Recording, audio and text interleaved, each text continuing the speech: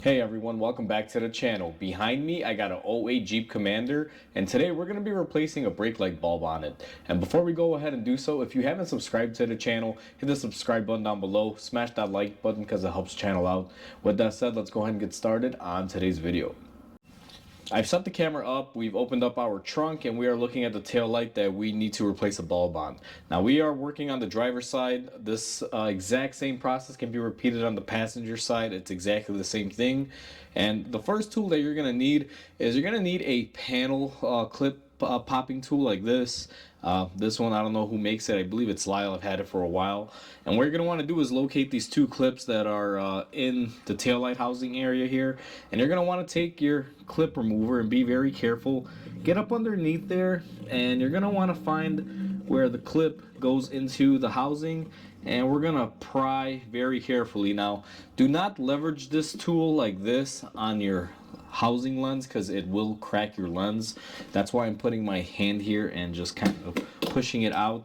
And there goes our clip. Now these will pop out at you just like ours did. Let me go ahead here and pick it up and show you. The way these work is this part goes into the body, and then this outer part is what pulls out. And basically you just push the two together like so, and it'll basically open these fingers up. And when you're trying to get in there to open it up, one thing that you want to be careful is make sure that you get your tool right up underneath. I see a lot of people trying to grab it right here and trying to pull it out. That's not a good idea. You want to get in between the two layers and be able to pry it like so. If that kind of makes sense. See how I'm doing it there? So be mindful of that. If you do it the other way around, it will break. So now that we got that one out of there, let me fish here for my top one.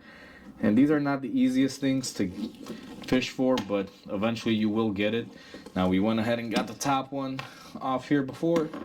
So let's take that off, and what you're going to want to do now is pull on it, and you'll see it's still in place. I like to grab this top corner here and basically just yank out, and you'll be able to pull out your housing. It's just that simple. And once you get your housing out of the way, the wires here aren't really long, but you'll have your housing off just like so. Now what I'm going to do is zoom in the camera here a little bit closer so I can show you guys the installation of the bulb, and we're after the center bulb. So what we're going to do to remove it is go ahead and twist our connector off, and there is our bulb. We're just going to pull it out. Now this particular bulb here is a 3157, and it's a clear bulb, not a amber bulb. So we're going to go ahead and grab one of these from our shelf, and I'll be right back, and we're going to pop it in. New bulb in hand. Before you go ahead and install it, what you're going to want to do is check out your socket. Make sure that you don't have any burned terminals or anything. Make sure there's no moisture. If you have a pack of dielectric grease, you can put a little dielectric grease in it. Now these Jeeps, they actually hold out pretty good. I don't really find a lot of burned out connectors, but if you see it's starting to get a little charred up, you may want to look into that or use some dielectric grease to help out. Maybe water's getting in there and corroding it. But either way, we're going to take our bulb. We're going to go ahead and push it in and just lock it into our connector. Now one thing I like to do, and I don't have a rag, I'm just going to use my shirt here, is I like to give the bulb a wipe. Make sure that there is no dirt or anything on it when you put it in. If you're doing this without gloves, any oils that can get on the bulb may cause it to not last as long. But either way, once you clean it up, you're going to take it, put it in your housing, and you're just going to find the orientation in which you took it out in, which is something like that. And then you're going to want to make sure it clips into place and pull on the connector. Make sure it is good. Now one thing before you reinstall it that I want to point out, and I'm going to have to kind of do one of these here to zoom you guys in and out. When you initially remove those clips, the reason why you got to pull on the housing is because your housing assembly is attached with these little fingers here. You can see you have one here and one there. They attach into the body into these little holders. Think of these like little clips that help hold it into the body. So that's why when you unhook your clips on the side that we removed that were right here, you don't want to just yank on it. You want to gently pry on it. So now that we have our bulb in place, what we're going to do is take our housing. We are going to line up our clips first and foremost and just give it a nice little push. You want to make sure you hear that little click insert noise. Now we're going to take our clips, make sure that they are in the fully open position, which is something like that. And once you have that, you're going to go ahead and just put it in the corresponding hole and just snap them into place. These clips, if you break them, they can be bought at the dealer. You can even find them probably aftermarket.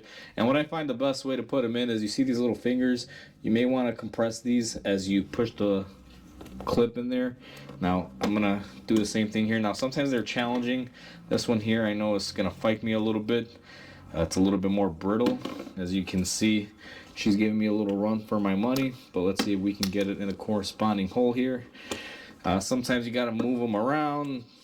Maybe you'll be able to insert them, but this one is definitely fighting me, so I'm gonna have to come around here, see if I can do it this way. Now I do apologize, probably blocking the camera view here, but you know, sometimes these are a pain, and this clip is definitely one of them. And the main reason why this one is such a pain, I'm assuming this one's been on and off quite a bit. I know these bulbs have been changed before, and this is a plastic clip.